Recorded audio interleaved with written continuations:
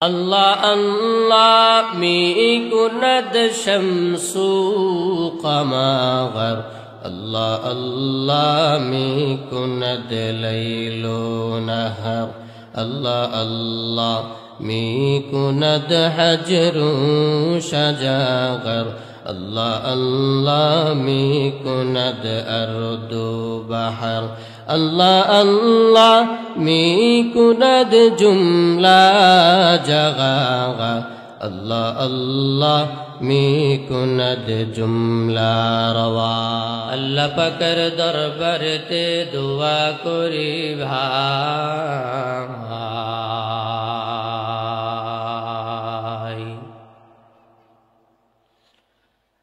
আল্লাহ পাকের দরবারেতে দোয়া করি ভাই, কথা যা বলি তা যেন ইখলাসের সাথে হয়, কথা যা বলি তা যেন ইখলাসের সাথে হয়। আল্লাহ তাআলা কোরআন শরীফের 21 নম্বর পারার 10 নম্বর পৃষ্ঠার 4 নম্বর লাইনে সূরাতুল লুকমান নামক একটি সূরা নাজিল করেছেন রে ভাই। আপনাদের জানা থাকলে বলেন, লুকমান আলাইহিস সালাম কি কোনো নবী? নবী না কোনো রসুল? রসুল না বরং একজন আল্লাহর ওলি।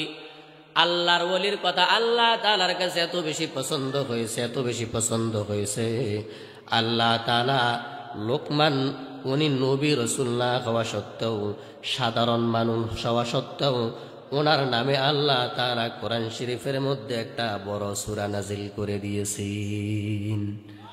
জোরে কোন আউলিয়ারা কার উকবা ইখতিয়ার, জাহেলারা কার দুনিয়া ইখতিয়ার, মিলে মুমিন সুয়ে মুমিন মিশাওয়াত, মিলে কাফের সুয়ে কাফের মিশাওয়াত, এক জামানা সোহবত বা আউলিয়া, বেহতেরাজ সদ সাল তাআত বেরিয়া।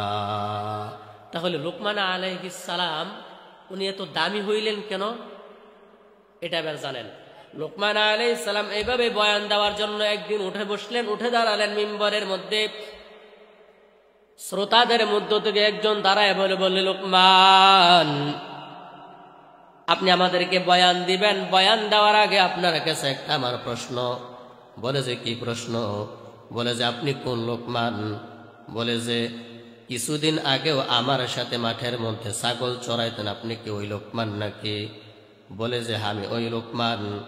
বলে যে আমি এখনো পর্যন্ত মাঠের মধ্যে ছাগল চড়াই, মাঠের মধ্যে রাখালিগিরি করি, কিন্তু আপনাকে আল্লাহ পাক এত কেন সম্মান দান করলেন, আপনার মর্যাদা এত বেশি বাড়াইয়া দিলেন কেন? বলে যে আমি লুকমান প্রত্যেকটা কাজের মধ্যে আমি আল্লাহ তাআলার শুকরিয়া আদায় করি। জোরে কোন। তাহলে দুইজন একসাথে থাকে, একজনে আগের মতোই মাঠের মধ্যে ছাগল চড়ায়, আরেকজনের দাম আল্লাহ তাআলা আকাশচুম্বী বানাই দিচ্ছেন কেন বলেন? কেউ কাকা ভুলিয়া গেছে আমি সব ওয়াজ, আমি একা একা ওয়াজ করতানি না তো, আমার লগে লগে হু হা করন লাগে। কি মহসিন ভাই ঠিক আছে নি? একা একা ওয়াজ হয় না আমার। তাহলে এত দামি বানাই দিলেন কেন বাজান? প্রত্যেকটা কাজের মধ্যে লুকমান আলাইহিস সালাম শুকরিয়া আদায় করে। তো আমরাও যদি শুকরিয়া আদায় করি তাহলে কি আল্লাহ তাআলা আমাদেরকে নিচের দিকে নামাবেন না উপরের দিকে উঠাবেন? কিন্তু কলিজার মধ্যে হাত দিয়ে কোন তো এলাকার 100 জন নারী থেকে 100 জন কইবে যে হুজুরে আমগো 5 বছর ভাত খাইয়া এখন আমগো বিরুদ্ধে লাগা শুরু করছে। আমার মনে হয় এলাকার 100% মহিলা থেকে 100 জনই বলবে যে না, আল্লাহ আমারে আর দেখলো, আমারই দেখলো, আর কেউরই দেখলো না বিপদ দেওয়ার জন্য। যেই কোনো ছোটখাটো বিপদের মধ্যে পড়লে কি কয়, খোদায় আমারে দেখছে আর কেউরে দেখে না। এমন ধরনের মহিলা আপনাদের ধনেশ্বর আসেনি? আমি যখন ছিলাম তখন ছিল, এখনো আসেনি সব জায়গায়। তো পুরুষদের মধ্যেও আবার অধিকাংশ পুরুষ আছে এমন, খোদায় আমারে দেখে আর কেউরে দেখে না। তাহলে এই যে মনের এই সমস্ত ভাব, এর মাধ্যমে কি আমাদের লাভ নাকি ক্ষতি? বরং আল্লাহ তাআলা যে অবস্থায় রাখছেন, শুকরিয়া আদায় করলে লোকমান আলাইহিস সালামের মতো আল্লাহ তাআলা দাম বাড়ায় দিবেন। এটা কি বানায় বলছি? ডাইরেক্ট কোরআন শরীফের সূরা, কত নাম্বার পারা, কত নম্বর পৃষ্ঠা সব বলে দিছি, ঠিক আছে নি? তাহলে এবার আসেন, লোকমান আলাইহিস সালাম রাখাল থেকে বিশাল বড় দামি হয়ে গেলেন। এলাকার মানুষের কিছু হিংসা লেগে গেছে। আপনি আপনার ছেলেকে কষ্ট করে বিদেশের মধ্যে পাঠাইছেন, কিছু টাকা পয়সার মালিক আপনি হয়েছেন, দেখবেন এলাকার আরো 10 জনে মিলে আপনার সাথে হিংসা শুরু করে দিছে। এমন হিংসুক আসেনি ধনেশ্বর? তাহলে এবার লোকমান আলাইহিস সালামকে যখন বাদশা বেশি বেশি দাওয়াত সম্মান দিতেছে, এক মুনাফিক এসে বলতেছে, বাদশা আপনি লোকমানকে বেশি বেশি সম্মান দেন, কলো সে তো সম্মান পাওয়ার যোগ্য না। বলে যে মিজান একটা লোক, তাকে এত সম্মান দেওয়ার কি প্রয়োজন, সে তো একটা স্বাভাবিক লোক, কিন্তু উনি যে দিনের জন্য এত কষ্ট করেন, হিংসুকরা কিন্তু সেই কষ্টের দিকে তাকায় না। বলে যে লোকমানকে এত সম্মান দেওয়ার দরকার নাই, আপনি লোকমানকে পরীক্ষা করেন। বাদশা লোকমান আলাইহিস সালামকে পরীক্ষা করার জন্য এইভাবে ডেকে নিয়ে আসলেন। বলে যে লোকমান, তুমি নাকি একজন বুদ্ধিমান লোক? বলে যে আমি বুদ্ধিমান লোক। তাহলে তোমাকে একটা আমি পরীক্ষা করতে চাই। বলে যে কি পরীক্ষা করবেন? বলে যে মানুষের শরীরের মধ্যে সবচেয়ে দামি কোন জায়গাটা, এটা তুমি আমাকে দেখাইতে হবে। উনি কি করলেন? একটা ছাগল জবাই করলেন। ছাগল জবাই করলেন। এটা কি প্রাণ কোম্পানি নাকি মহসিন ভাই? প্রাণ দুলা ভাই রাগ হইয়েন না, ওয়াজও করতে হবে, মানতে হবে। প্রাণ কোম্পানি খাই নাই রাখবে, কারো খারা উচিত না। প্রাণ কোম্পানি উচিত না, উচিত না বাজার, হারাম হারাম, প্রাণ কোম্পানি হারাম। চলো, এই প্রাণ কোম্পানির জিনিস দিয়ে ইসরায়েলরা এই সমস্ত টাকাগুলো আপনার থেকে আমার থেকে হাতায় নিয়ে নিয়ে ফিলিস্তিনিদেরকে মারতেছে, ঠিক আছে নি? আপনাদেরকে শরম দেওয়ার জন্য বলি নাকি? শরম না? আমরা যদি না বলি আপনারা করতে শিখবেন। আমি আমার সবকিছু একটু বাস্তবে না দেখাই দিলে আমার ইয়া হয় না। শরম পাইছেন নাকি? শরমের কিছু নাই, শিখতে হবে, আমাদেরকে জানতে হবে। আল্লাহ পাক যেন আমাদেরকে ইসরায়েলের বিপক্ষে ফিলিস্তিনিদের পক্ষে থাকার তৌফিক দান করেন, বলেন আমিন। তো লোকমান আলাইহিস সালাম বললেন, বাদশা আমি ঠিক আছে, আপনি আমাকে পরীক্ষা করার জন্য বললেন, আমি একটা ছাগল জবাই করে নিচ্ছি। লোকমান আলাইহিস সালাম একটা ছাগল জবাই করে ছাগলের যে কলিজাটা আছে, কলব আছে, কলব, এই কলবটাকে বাদশার সামনে উপস্থিত করে দিলেন। বলে যে বাদশা, একটা প্রাণীর, একটা মানুষের শরীরের মধ্যে সবচেয়ে দামি হলো মানুষের অন্তরটা, এই যেন অন্তর। বলে যে ঠিক আছে, এবার তোমাকে দেখাইতে হবে একটা প্রাণীর, একটা মানুষের শরীরের মধ্যে সবচেয়ে নিকৃষ্ট জায়গা কোনটা। এবার লোকমান আলাইহিস সালাম আর একটা ছাগল জবাই করলেন। ছাগল জবাই করে একইভাবে ওই গোশতের টুকরাটা, কলবটা নিয়ে আসলেন, কলবটা নিয়ে আসলেন। বাদশা বলতেছে, আমি তোমাকে সম্মানী মনে করেছিলাম, বুদ্ধিমান মনে করেছিলাম, কিন্তু তোমাকে তো আমি সম্মানী দেখতেছি না। তোমাকে একই কাজ দিলাম, একইবারই তুমি বকরির কলবটা নিয়ে আসলে, আমি ব্যাপারটা বুঝলাম না। বলে যে বাদশা আমি বুঝাই দিচ্ছি। বলে যে মানুষের শরীরের মধ্যে একটা অন্তর থাকে, অন্তর। আলা ইন্না ফিল জাসাদি মুযগা ইযা সলুহাত সলুহাল জাসাদু কুল্লু ওয়া ইযা ফাসাদাত ফাসাদাল জাসাদু কুল্লু আলা ওয়া হিয়াল কলব। আমার শরীরের মধ্যে হাত বিশাল বড় একটা অঙ্গ, আমার শরীরের মধ্যে আমার মাথাটা বিশাল বড় একটা অঙ্গ, আমার শরীরের মধ্যে আমার বুকটা বিশাল বড় একটা অঙ্গ, আমার শরীরের মধ্যে আমার রানটা, 2টা রান বিশাল বড় অঙ্গ, আমার শরীরের মধ্যে আঙ্গুলগুলো বিশাল বড় বড় অঙ্গ, কিন্তু পুরাটা শরীরের মধ্যে ছোট্ট একটা গোশতের টুকরা আছে, ছোট্ট একটা গোশতের টুকরা আছে। এই টুকরাটা যদি কারো ভালো হয়ে যায়, পুরাটা মানুষ ভালো। আর এই গোশতের ছোট্ট টুকরাটা যদি খারাপ হয়ে যায়, পুরাটা মানুষ খারাপ। বলে যে পুরাটা শরীরের মধ্যে যে জায়গাটার মধ্যে কলব থাকে, কলব থাকে, এই কলবটাই হলো আসল।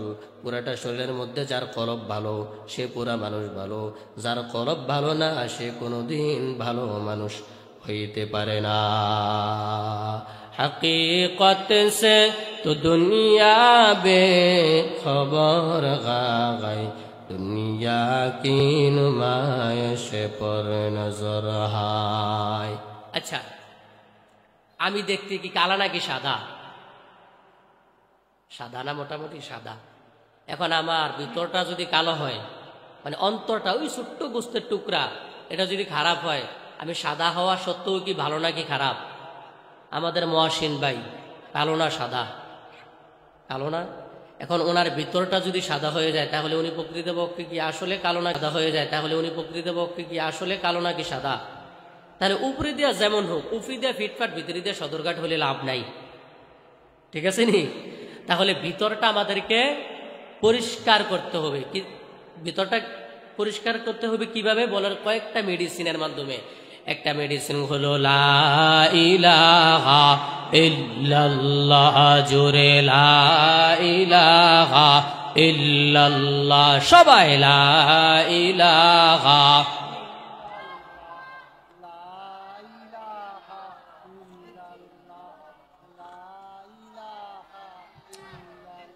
কলবটা পরিষ্কার করার জন্য 1 নাম্বার মেডিসিনের নাম হলো আল্লাহ তাআলার জিকির। 2 নাম্বার মেডিসিনের নাম আল্লাহ তাআলার কোরআন কারীমের তেলাওয়াত।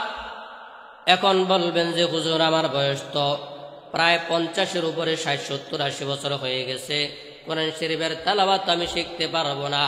ওয়াল্লাহি বিল্লাহি তাল্লাহি, আল্লাহর কসম 1 বার, আল্লাহর কসম 2 বার, আল্লাহর কসম 3 বার, কেউ যদি চেষ্টা করে 1 মাস 2 মাস 3 মাসের মধ্যে অবশ্যই আল্লাহর কোরআন শরীফ তেলাওয়াত করা শেখা সম্ভব। কয় মাস লাগবে? আমি নিজে গ্যারান্টি। আমি নিজে কি? তাহলে 3 মাসের বেশি সময় লাগবে না ইনশাআল্লাহ কোরআন শরীফ শিখতে। তাহলে আজকের এই মাহফিল থেকে আমরা এই সবকটা নেই যে আমরা কি করব? অন্তরটা পরিষ্কার করার জন্য বেশি বেশি জিকির করব, বেশি বেশি কোরআন শরীফের তেলাওয়াত, আর হক্কানি ওলামায়ে কেরাম, উজানি বীর সাহেব এবং যারা যারা আশেপাশে আছে তাদের কাছে যাওয়া। ঠিক আছে না ইনশাআল্লাহ?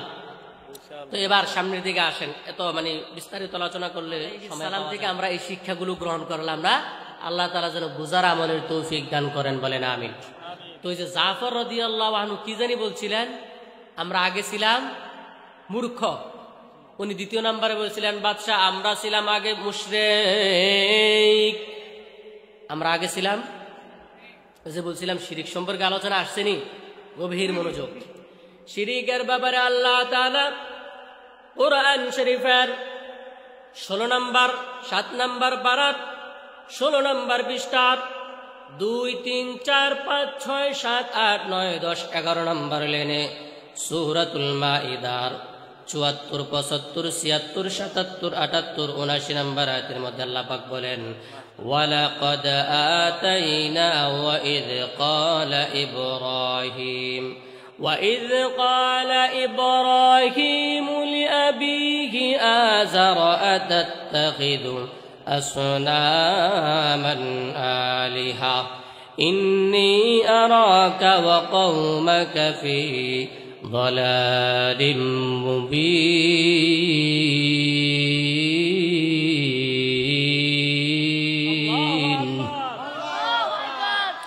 ইব্রাহিম আলাইহিস সালাম যেমন এখন ছোট, ইব্রাহিম আলাইহিস সালাম যখন ছোট, ওনার বাবা আজর বলল বাবা ইব্রাহিম আমাদের পেট যেভাবে চলে আমরা কিছু নিজ হাতে মূর্তি বানাই, এই মূর্তিগুলো আমরা বেচা কিনা করার মাধ্যমে আমরা সংসার চালাই, তুমি মূর্তিগুলো বাজারের মধ্যে নিয়ে বিক্রি করে আসো। এবার ইব্রাহিম আলাইহিস সালাম যখন বিশাল বড় খাড়ির মধ্যে অনেকগুলো মূর্তি নিলেন, মূর্তিগুলো নিয়ে যখন ধনেশ্বর বাজারের দিকে, চক্রতলা বাজারের দিকে নিয়ে যাচ্ছেন, রাস্তার মধ্যে ইব্রাহিম নবীর প্রস্রাব ধরেছে। প্রস্রাব করার জন্য একটু দূর গেলেন, দূর থেকে প্রস্রাব করে আসার পরে দেখতেছে মূর্তিগুলোর মধ্যে একটা কুত্তায় মুততাছে। মূর্তির মধ্যে কি করতেছে? কুত্তায় মুততাছে। তো বলে যে কি রে, রব তো তিনি যিনি নিজে নিজে বাঁচতে পারেন এবং আল্লাহর গোলামদেরকে বাঁচাতে পারেন, তো এটা কেমন ধরনের রব? এটা তো নিজেই বাঁচতে পারে না। তাহলে এমন রবের আমরা ইবাদত করি না, এমন রবের। তাহলে আমাদের রব একজন আছে, তো চিল্লায় বলেন তো তিনি কে? আল্লাহ আমার রব, এই রবি আমার সব। জোরে আল্লাহ আমার রব, এই রবি আমার সব দামে দামে তনু মনে তারি অনুভব দামে দামে তনু মনে তারি অনুভব সকলে আমার দিকে তাকান আল্লাহ আমার রব এই রবি আমার সব জোরে বলেন আল্লাহ আমার রব এই রবি আমার দামে দামে তনু মনে তারি অনুভব দামে দামে তনু মনে তারি অনুভব আল্লাহ আমার রব এই রবি আমার সব আল্লাহ আমার রব এই রবি আমার সব এবার ইব্রাহিম আলাইহিস সালাম বাবাকে বললেন বাবা আমার যেই রব যেই খোদা যেই মাবুদ নিজেকে নিজে বাঁচাইতে পারে না ওই রবকে আমি কোনোদিন রব হিসাবে মানতে পারি না বরং আপনি যে আপনার সম্প্রদায় এদেরকে রব হিসাবে মানতেছেন এজন্য আমি আপনাকে আপনার সম্প্রদায়কে গুমরাহির মধ্যে দেখছি এরপরে আল্লাহ তাআলা কোরআন শরীফের মধ্যে বলেন ওয়াকাযালিকা নুরি ইব্রাহিম মালাকুতাস সামাওয়াতি ওয়াল আরদ ওয়ালিয়াকুনা মিনাল মুকিনিন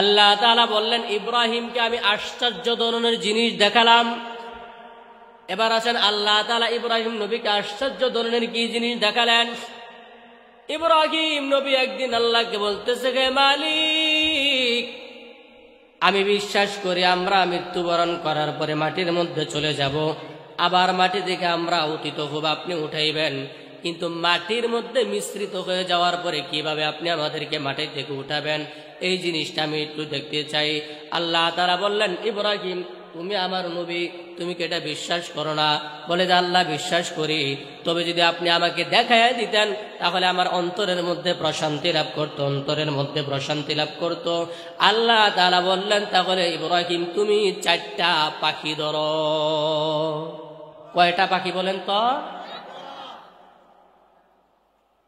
ইব্রাহিম নবী যখন 4টা পাখি ধরলেন আল্লাহ তাআলা বললেন ইব্রাহিম তুমি এই পাখিগুলোকে লালন পালন করতে থাকো পাখিগুলোকে লালন পালন করতে থাকো ইব্রাহিম আলাইহিস সালাম অনেক দিনে পাখিগুলোকে লালন পালন করলেন এবার আল্লাহ তাআলা বললেন ইব্রাহিম তুমি পাখিগুলোকে জবাই করো ইব্রাহিম আলাইহিস সালাম পাখিগুলোকে জবাই করলেন এরপরে বললেন সমস্ত পাখিগুলোর গোশতগুলো হাড্ডিগুলো পাখাগুলো পরগুলো সব একসাথের মধ্যে এক জায়গার মধ্যে মিশ্রিত করে নাও উনি উল্টায় পাল্টায় ভালো করে মিশ্রিত করে নিলেন এরপরে বললেন ইব্রাহিম এই পাখির গোশতগুলোকে 4টা পাহাড়ের মধ্যে রেখে দাও এবার আপনারা বলেন কোন পাখির গোশত এটাকে চেনার উপায় আছে নাকি এটা মিশ্রিত হয়ে গেছে এবার আল্লাহ তাআলা বললেন ইব্রাহিম আমি কিন্তু তোমাকে দিয়া হঠাৎ করে কোনো বিষয় না তোমাকে দিয়া পাখিগুলো লালন পালন করাইলাম তোমাকে দিয়া জবাই করাইলাম তোমার নিজ হাত দিয়া পাখির গোশতগুলোকে মিশ্রিত করাইলাম তোমার হাত দিয়া 4টা পাহাড়ের মধ্যে রাখলাম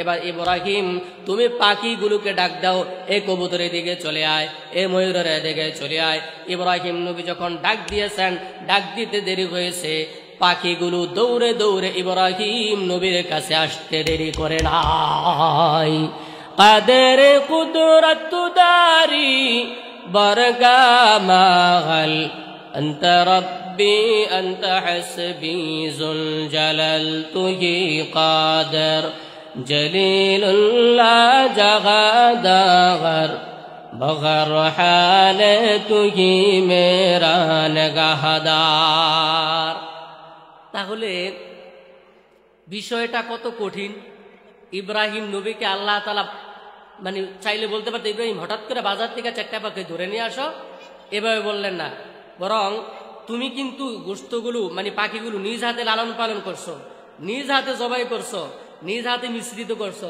নিজ হাতে চতুর্দিকে রেখে দিয়েছো এই বাচ্চারা কথা নাই ভলান্টিয়াররা কই বাচ্চারা কোনো কথা না বসো তো আল্লাহ তাআলা বুঝাই দিলেন ইব্রাহিম এটা কোনো আমি হঠাৎ করে ফেলছি না বরং তোমার মাধ্যমে আমি গোশতগুলো এইভাবে করে ইয়া করছি। তো এর মাধ্যমে বুঝাই দিলাম পাখিগুলো যেইভাবে রক্ত গোশত হাড্ডি মিশ্রিত একদম চূর্ণ বিচূর্ণ হয়ে যাওয়ার পরও আমি আল্লাহ যেভাবে এগুলোকে একত্রিত করেছি, তেমনিভাবে তোমরা মাটির সাথে যখন মিশ্রিত হয়ে যাবে, তেমনিভাবে আল্লাহ তাআলা আমি তোমাদেরকে ওই সময় উঠাইতে সক্ষম। সুবহানাল্লাহ কোন। এবার আসেন আপনারা একটা কথার জবাব দেন, পাখি এটা কি উড়াল পরে নাকি হাঁটে? পাখি এইভাবে উড়াল পারে না? পাখি উড়াল পারে না? পাখি কি হাঁটে নাকি? পাখি হাঁটে না। তো আল্লাহ তাআলা কি বললেন, পাখিগুলো যে ইব্রাহিম আলাইহিস সালামের কাছে আসছে, উড়াল পরে আসছে না, দৌড়ে দৌড়ে আসছে? সাইয়া, দৌড়ে দৌড়ে আসছে। যদি কেন এটা করলেন? যদি উড়াল পরে আসতো, হঠাৎ করে কোত্থেকে চলে আসছে, আর এই পাখিগুলোকে, যেই পাখিগুলো আমি লালন পালন করছি, এগুলাই যে পাখিগুলোকে আমি গোশতগুলোকে 4টা পাহাড়ের মধ্যে দিয়ে আসছি, ওই পাখিগুলাই আসছে নাকি অন্য কোথা থেকে আসছে, একটা সন্দেহ থাকতো। কিন্তু ওনার চোখের সামনে এগুলা দৌড়ে দৌড়ে আসার কারণে ওনার মধ্যে কোনো সন্দেহ নাই। এই জন্য আল্লাহ পাক এই চেষ্টা করাইছেন। সুবহানাল্লাহ কোন। তাহলে এখান থেকে আমাদের জন্য কি শিক্ষণীয় ভাই? আমরা যে যতই গুনাহ করি না কেন, যতই বাহাদুরি করি না কেন, পাখিগুলোকে যেমনিভাবে আল্লাহ তাআলা একদম চূর্ণ বিচূর্ণ হওয়ার পর একত্রিত করছেন, আমাদেরকেও মৃত্যুর পরে একত্রিত করবেন, আমাদের থেকে পুঙ্খানুপুঙ্খানুভাবে হিসাব নেবেন। হিসাব দেওয়া ছাড়া এক চুল পরিমাণ সামনে দিকে আগানো সম্ভব না। তাহলে এখান থেকে আমাদের জন্য তওবা করা উচিত। আমরা তওবা করবো তো ইনশাআল্লাহ। খাঁটি অন্তরের জন্য আল্লাহ পাক তওবা করার তৌফিক দান করেন, বলেন আমিন। তো এবার আছেন শিরিকের ব্যাপারে আলোচনা চলতেছে না? তো এখন কইবেন যে হুজুর আলহামদুলিল্লাহ আমাদের আহলে হক এলাকা শিরিক নাই। শিরিক আছে নাকি? আছে। কেমনে আছে একটু ধরাই দিই।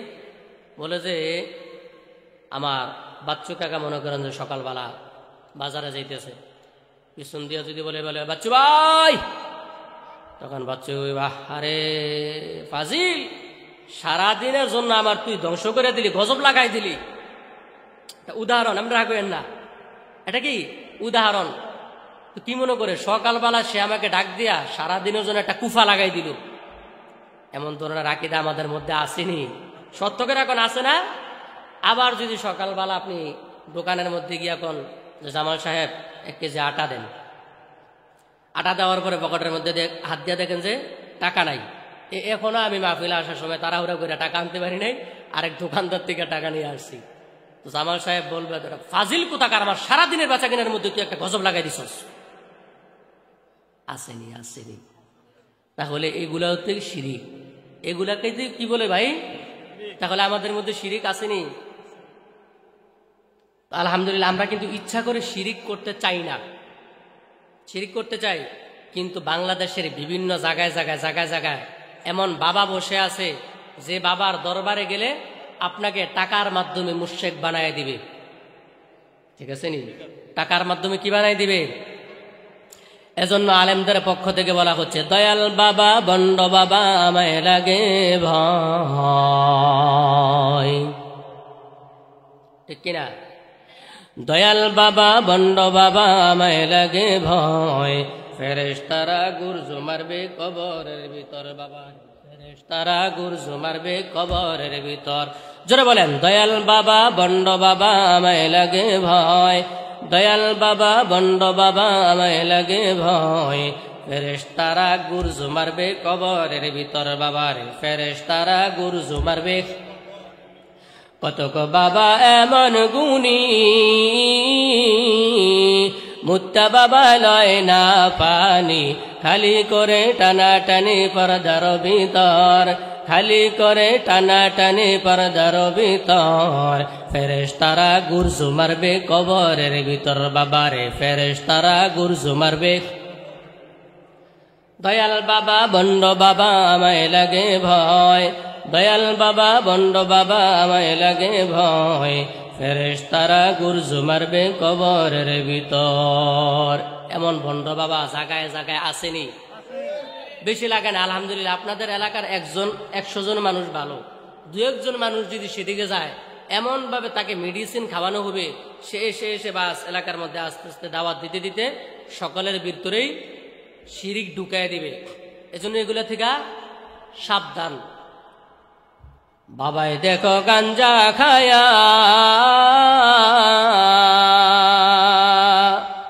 নাচে দেখো ল্যাংটা হইয়া। আসেনি বাবাই গাঞ্জা খায়? বাংলার জমিনে নাই? বাবাই দেখো গাঞ্জা খায়া আরে নাচে দেখো ল্যাংটা হইয়া। রুই কাতলা নারী পুরুষ সেজদা দেয় পরপর, রুই কাতলা নারী পুরুষ সেজদা দেয় পরপর। ফেরেশতারা গুরজু মারবে কবরের ভিতর, বাবারে ফেরেশতারা গুরজু মারবে কবরের ভিতর। আরে গজল তো শিল্পীদের, বুরহানুদ্দিন রব্বানী সাহেব এদিকে আসেন, আপনাদের গজল গায়ে ফেলতেছি। তো কথাটা বাজান বাস্তব না অবাস্তব? তাহলে শিরিক থেকে খুব সাবধান, শিরিক থেকে খুব সাবধান। এবার আসেন আল্লাহ পাক ইব্রাহিম আলাইহিস সালামের ব্যাপারে বলতেছেন, ফালাম্মা জান্না আলাইহিল লাইলু রাআ কাওকাবা। যখন দেখলেন ইব্রাহিম আলাইহিস সালাম, আমাদের জাতির পিতার নাম কি? আমাদের জাতির পিতার নাম কি আপনারা জানেন না নাকি শেখ মুজিব? আমাদের জাতির পিতার নাম সকলের বিশ্বাস আছে তো? ইব্রাহিম আলাইহিস সালাম যখন ছোট, উনি যখন রাত্রিবেলা হয়ে গেল আকাশের দিকে তাকালেন, যখন দেখলেন ফালাম্মা রাআল কমারা বাযিগান ক্বালা হাযা রাব্বি। ইব্রাহিম আলাইহিস সালাম যখন আকাশের দিকে তাকায় দেখলেন লক্ষ লক্ষ তারকা দেখা যায়, লক্ষ লক্ষ তারকা দেখা যায়। ইব্রাহিম আলাইহিস সালাম মনে করলেন যে এই তারকাগুলো হলো আমার রব। এই তারকাগুলো ইব্রাহিম নবী রবের সন্ধান করতেছেন, রবের সন্ধান করতেছেন। বলে যে রব কাকে বলে? বলে যে জিনিসটার প্রয়োজন আগে বাগেই থেকে যিনি আয়োজন করে রাখেন তিনি হলেন রব। তিনি, কারণ দুনিয়াতে আসার পরে আমার খাবার দাবারের প্রয়োজন, আমি দুনিয়াতে আসার আগে আল্লাহ খাবার দাবারের ব্যবস্থা করছেন নাকি পরে? আমি দুনিয়াতে আসার আগে আল্লাহ তাআলা ঘুমানোর জন্য ব্যবস্থা করে দিয়েছেন। আমাকে আল্লাহ তাআলা দয়া করে সুন্দর করে দুটো চক্ষু দান করলেন, আল্লাহ তাআলা দয়া করে আমার মাথাটাকে সুস্থ রাখলেন, আল্লাহ তাআলা দয়া করে আমার ঠোঁটগুলোকে সুন্দর করে বানাইলেন, আল্লাহ তাআলা দয়া করে আমার দাঁতগুলোকে সুন্দর করে বানাইলেন, আল্লাহ তাআলা দয়া করে আমার হাতগুলোকে সুন্দর করে বানাইলেন, আল্লাহ তাআলা পুরা শরীরটাকে সুন্দর করে বানাইছেন। আমরা কিন্তু আল্লাহর কাছে একবারও বলি নাই আল্লাহ আপনি আমাদের অঙ্গ প্রত্যঙ্গগুলো ঠিক করে কিন্তু পাঠাবেন, না হলে কিন্তু যদি ধনেশ্বর গ্রামে আমি কানা হয়ে জন্মগ্রহণ করি তাহলে কিন্তু ধনেশ্বরের মানুষ আমাকে কানা বলে ভেঙ্গাবে। এমন আবদার কি একবারও করছিলেন? এমন আবদার মায়ের পেটের থেকে একবারও করি নাই। তাহলে রবের তালাশের দরকার আসেনি? ইব্রাহিম আলাইহিস সালাম বললেন যে আমি রবের তালাশ করতেছি। যখন ফালাম্মা আফালা ক্বালা লা উহিব্বুল আফিলিন, যখন ইব্রাহিম নবী দেখলেন আকাশের থেকে তারকাগুলো ডুবে গেল, ইব্রাহিম আলাইহিস সালাম বললেন যে যেই জিনিস ডুবে যায় ওই জিনিস আমার রব কোনোদিন হতে পারে না। যেই জিনিস ডুবে যায় ওই জিনিস আমার রব কোনোদিন। এবার যখন ফালাম্মা রাআল কমারা বাযিগান ক্বালা হাযা রাব্বি, যখন ইব্রাহিম নবী দেখলেন আকাশের মধ্যে সুন্দর একটা চাঁদ দেখা যায়, উনি মনে করলেন এটাই ওনার রব। কিন্তু ফালাম্মা আফালা ক্বালা লা ইল্লাম ইয়াহদিনি রাব্বি لأكونن من القوم الضالين।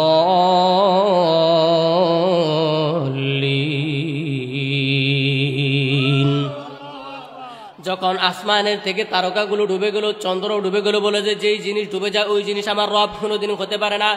এবার ফালাম্মা রাআশ শামসা বাযিগাতান ক্বালা হাযা রাব্বি, যখন দেখলেন যে দিনের বেলা বিশাল বড় পাওয়ারফুল একটা সূর্য উদিত হয়েছে, উনি মনে করেছে এটাই আমার রব।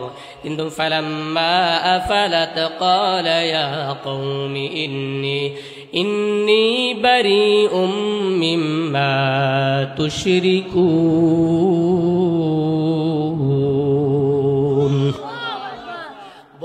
আকাশের মধ্যে আমি তারকা দেখেছি, চন্দ্র দেখেছি, সূর্য দেখেছি, কোনোটার স্থায়িত্ব দেখেছি, সূর্য দেখেছি, কোনোটার স্থায়িত্ব নাই। যেই জিনিসের স্থায়িত্ব নাই ওই জিনিস আমার রব কোনোদিন হতে পারে না। এবার ইব্রাহিম নবী বললেন, তাহলে আমার রবকে, আপনার রবকে প্রত্যেকে পারেন আমার সাথে সুন্দর করে মিষ্টি আওয়াজে বলেন, ইন্নী ওয়াজ্জাহাতু ওয়াজহিয়া লিল্লাযী ফাতারাস সামাওয়াতি ওয়াল আরদা হানিফা। এটা পারেন না আপনারা? দেলাওয়ার হোসেন সাইদি কিন্তু আমার দাদা। দেলাওয়ার হোসেন সাইদি থেকে আমি এই ওয়াজের অনুপ্রেরণা, পরবর্তীতে এনায়েতুল্লাহ আব্বাসী, হাফিজুর রহমান সিদ্দিকী থেকে। তো দেলাওয়ার হোসেন সাইদি কি জমিনের মধ্যে আছেন, তো উনি যখন কোরআন শরীফে তেলাওয়াত করতেন মানুষরা সাথে সাথে পড়তো না। তো জিনিসটাকে আপনারা কবরের মধ্যে দিয়ে দিবেন নাকি এটা চিন্তা করা দরকার? এই দোয়াটা তো সবাই পারেন, পারেন না? তাহলে সকলে জবান খুলে পড়েন, ইন্নী ওয়াজ্জাহাতু ওয়াজহিয়া লিল্লাযী ফাতারাস সামাওয়াতি ওয়াল আরদা হানিফান ওয়ামা আনা মিনাল মুশরিকিন।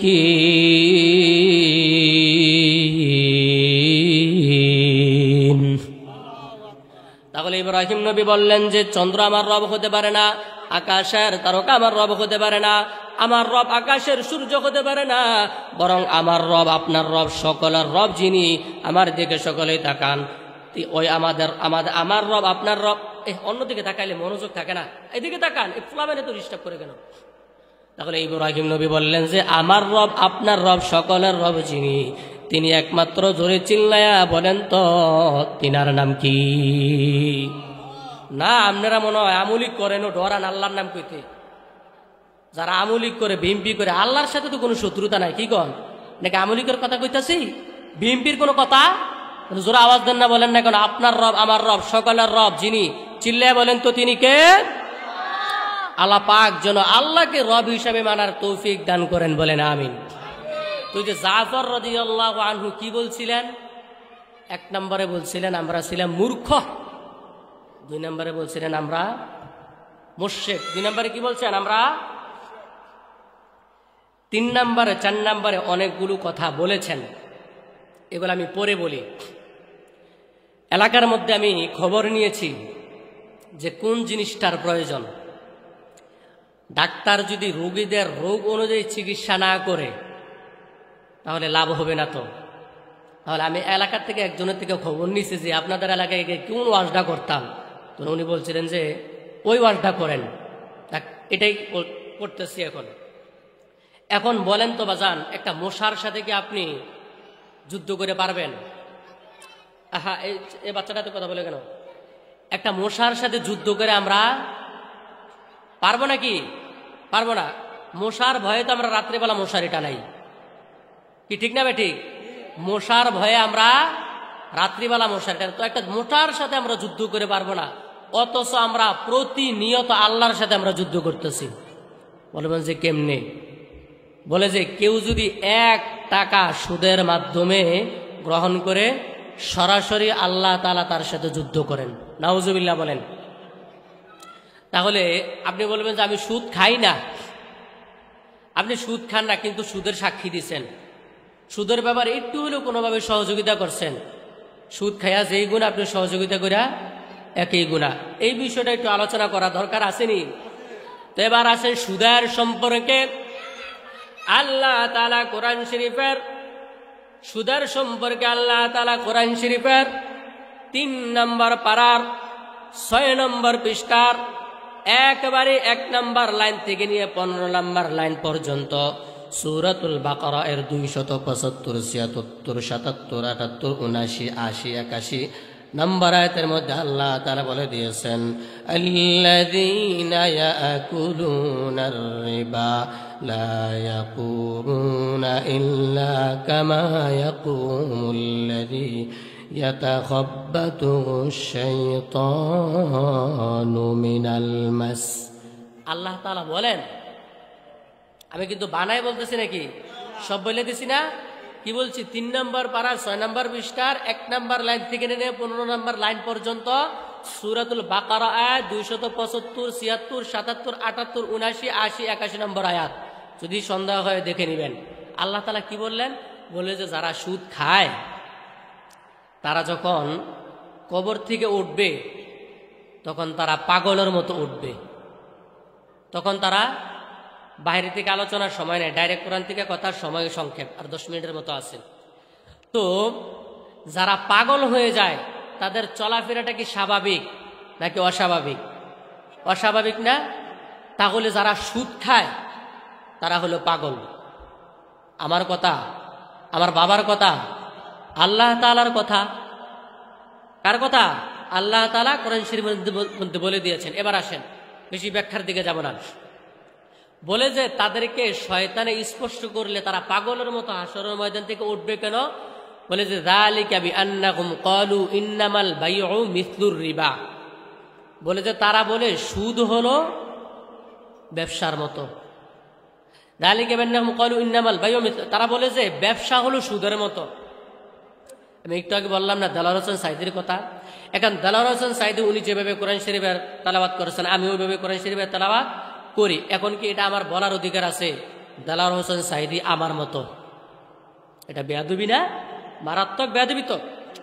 আমাকে কি বলতে হবে? আমি দেলোয়ার হোসেন সাঈদী সাহেবের মতো হতে চেষ্টা করি নাকি দেলোয়ার হোসেন সাঈদী আমার মতো? এটা বেয়াদবি না? ততদ্রুপভাবে যারা সুদ খায় তারা বলে যে ব্যবসা এটা সুদের মতো, ফাইজলামের উপর ফাইজলামি, চোরের মার বড় গলা। বলতে পারতো যে সুদ এটা ব্যবসার মতো, ব্যবসা করলে যেমন লাভ হয় সুদ খেলে তেমন লাভ হয়। এটা না বলে কি বলে ব্যবসা হলো সুদের মতো। নাউজুবিল্লাহ কইতেন না? তাহলে অপরাধ কি ছোট নাকি বড়? অপরাধ যেহেতু বড় এজন্য তাদের শাস্তিটাও বড়। নবীজি যখন মেরাজ করতে গেলেন, মেরাজ করতে যাওয়ার পরে উনি একদল লোককে দেখতেছেন। ওই লোকদের হাতের মধ্যে বিশাল বড় বড় নখ, বিশাল বড় বড় নখ। এই নখগুলো দিয়ে তারা তাদের চেহারার মধ্যে নিজে নিজে খামচাইতেছে। আমি যদি ওনার চেহারার মধ্যে এভাবে খামচে দেই, আপনারা কি আমাকে জালেম বলবেন না জালেম বলবেন? অবশ্যই জালেম বলবেন। ওনার বুকের মধ্যে যদি আমি এভাবে থাবা মারি জালেম বলবেন। আমি আমার নিজের চেহারার থেকে যদি গোশত এভাবে উঠে নেই আপনারা আমাকে পাগল বলবেন, পাগল বলবেন। নবীজি বললেন, ভাই জিবরাইল, এই সমস্ত লোকদেরকে চিনতেছি না, তারা নিজেদের নখগুলো দিয়ে নিজেদের চেহারা থেকে গোশত উঠে নিতেছে। বলে যে এরা কারা? বলে যে ইয়া রাসূলুল্লাহ, আপনার উম্মতের মধ্য থেকে ওই সমস্ত উম্মত যারা নাকি দুনিয়ার মধ্যে সুদের লেনদেন করত। তারা কি করত? কোন সুদের লেনদেন করত। তো সুদের লেনদেন এটা হলো আবার গীবতের আলোচনা। আবার নবীজি দেখতেছেন একদল লোক রক্তের সাগরের মধ্যে হাবুডুবু খাচ্ছে, রক্তের সাগরের মধ্যে হাবুডুবু খাচ্ছে। যখন তারা সাঁতরাতে কিনারের মধ্যে যায় তখন ফেরেশতারা তাদেরকে আবার ধাক্কা মেরে মাঝখানে নিয়ে দেয়। তারা যেদিকে যায় সাঁতরায়া কুল পায় না, সাঁতরায়া কুল পায় না। বলে ইয়া রাসূলুল্লাহ, এরা বলে জিবরাইল ভাইয়ারা কারা? বলে ইয়া রাসূলুল্লাহ, তারা হলো সুদখোর। বলে যে তাদেরকে এইভাবে শাস্তি দেওয়া হচ্ছে কেন? বলে যে দুনিয়ার মধ্যে আপনার অনেক গরিব উম্মতেরা কষ্ট করে টাকা পয়সা কামাই করত। বলে যে বড় লোকদের কাছে যখন যাইতো, ভাই আমাকে 5,000 টাকা হাওলাত দেন, বলতো যে 5,000 টাকার বিনিময়ে কিন্তু 1 বছর পরে 10,000 দিতে হবে। এই যে গরিব বান্দাটা রক্তকে পানি করা উপার্জিত কষ্ট করা সম্পদকে বড় লোককে দিয়ে দিল, আর বড় লোক যেহেতু তার রক্ত মাখা টাকা টাকাইল, এজন্য সুদি কারবার যারা করে তাদেরকে আজকে রক্তের সাগরের মধ্যে হাবুডুবু খাওয়ানো হচ্ছে। তাহলে অপরাধের সাথে শাস্তির সাথে একটা মিল আসেনি? মিল আছে না? এবার আল্লাহ পাক বলেন ওয়া আহাল্লাল্লাহুল বাই'a ওয়া হাররামার রিবা। অথচ আল্লাহ তাআলা সুদকে হারাম করেছেন, ব্যবসাকে হারাম করেছেন। এবার আসেন ফামান জাআহু মাউইযাতুম মির রাব্বিহি ফান্তাহা ফালাহু মা সালাফ ওয়া আমরুহু ইলাল্লাহ। যারা এই সমস্ত কথাগুলো শোনার পরে সুদের কারবারে ছেড়ে দিবে, বলে যে আল্লাহ তাআলা তাদেরকে মাফ করে দিবেন।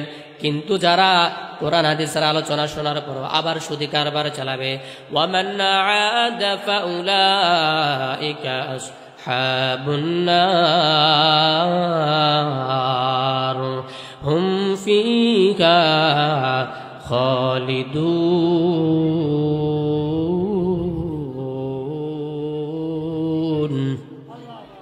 বলে যে যারা সুদের কারবার এরপরেও করবে তাদেরকে চিরস্থায়ীভাবে জাহান্নামে দেওয়া হবে। হুম ফিয়া খালিদুন, সেখানে তারা চিরস্থায়ীভাবে থাকবে। তাহলে এবার একটা আমাদের স্লোগান দিতে হবে, আলোচনা একদম শেষের দিকে। এই যে আল্লাহ তাআলা বললেন যে যারা সুদ খায় তারা পাগল, এই পাগল যদি আমরা বলি যারা সুদ খায় তাদেরকে তো কোনো অসুবিধা নাই, তাহলে আমরা বলেন তো সকলেই বলেন, এই বাচ্চা কাকা এদিকে দেখান, আমরা কি আল্লাহর পক্ষে, রসুলের পক্ষে, নাকি যারা সুদ খায় তাদের পক্ষে? কারা কারা সুদের পক্ষে নারাই থাকবে হাত উঠান। মনোযোগ দিয়ে শোনেন না, এত অল্পতে ঘুমিয়ে গেছেন গা। সুদের কারবারের সাথে আমাদের কোনো সম্পর্ক নাই। বসেন বসেন। তাহলে আমরা সুদীদের পক্ষে না, বরং আল্লাহ আল্লাহর রসুলের পক্ষে। এবার আপনারা আমার সাথে একটা স্লোগান দিবেন, কোন সে নিয়ম সুদখুররা পাগল, সুদখুররা পাগল, সুদখুররা পাগল, সুদখুররা পাগল। কথা কোন ঠিক না বে ঠিক? আরো জোরে কোন ঠিক না বে ঠিক? তাহলে সকলে জোরে আওয়াজ দিয়ে বলেন, কোরআনের মধ্যে আল্লাহ পাক বিধান দিয়েছেন, বিধান, সেই বিধানের নাম হলো সুদখুররা পাগল। জোরে চিল্লায় বলেন ঠিক কিনা? জোরে আওয়াজ দিয়ে বলেন সুদখুররা কি? যারা সুদের কারবার করে তাদের সাথে আমাদের কোনো সম্পর্ক নাই। আরো চিল্লায় বলেন ঠিক কিনা? তাহলে আজকের পর থেকে আমরা আর সুদি কারবারের সাথে জড়িত হব না। ঠিক আছে নি? ইনশাআল্লাহ আল্লাহ পাক যেন কবুল করে নেন, বলেন আমিন। তো এখন বলবেন যে যারা সুদি কারবার করে তারাতে কি সুন্দর দামি পাঞ্জাবি পরে, মুরকার রান্না দিয়া খায়, কি সুন্দর করে পান চাবায়, আতর লাগায়, সুসা। তো আল্লাহ তাআলা বলেন, যদিও দেখতেছে এদেরকে উপরি দিয়া ফিটফাট, আসলে কিন্তু ভিতরে দিয়া সদরঘাট। যারা সুদি কারবার করে উপরি দিয়া ফিটফাট, ভিতরে দিয়া একটা রোগ আছে, শরীর নিজে নিজে ফুলে যায়, শরীর নিজে নিজেই। এখন মনে করেন যে একজন চিকন, সে মোটা হইতে চায়, তার যদি এই রোগটা হওয়ার কারণে সে মোটা হয়ে যায়, কারো বাহবে জাহান্নাম। 3.5 হাত মাটির ঘর, কারো আপন কারো পর। আপন কাদের জন্য?